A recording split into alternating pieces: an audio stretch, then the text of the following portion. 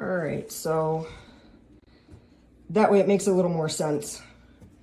This is the bracket. It's a nice sturdy brass bracket. Thanks, Finn, for pointing it out. But if you have a heavy duty hose with a grip on it, the angle is so sharp that I wasn't even able to fully put it on, because the closer I got, the more it pushes against the side.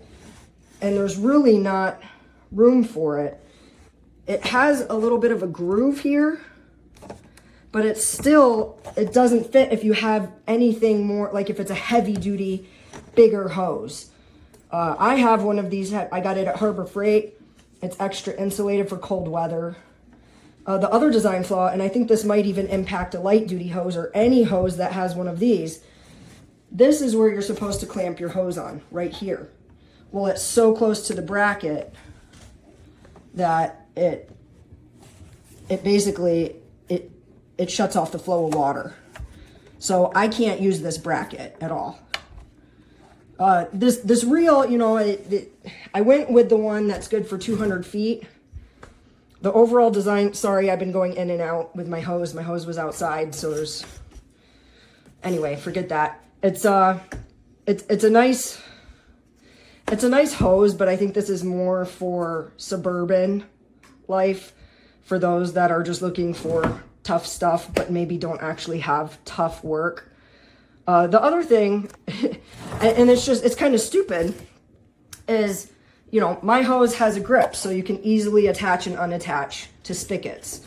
So this grip that it came with, the coupling is a hexagon, but this that's supposed to help you put it on and off is an octagon. So it's a completely useless grip. You still have to use your fingers and get it in there. Again, this is kind of a forgivable thing. It is what it is. But say I was going to use this same hose over here, it would still be the same problem, because this is way too sharply close to the bracket there. You know, I think maybe if they had made it a little further down, or even, I mean, it's kind of useless unless you have a really wimpy hose.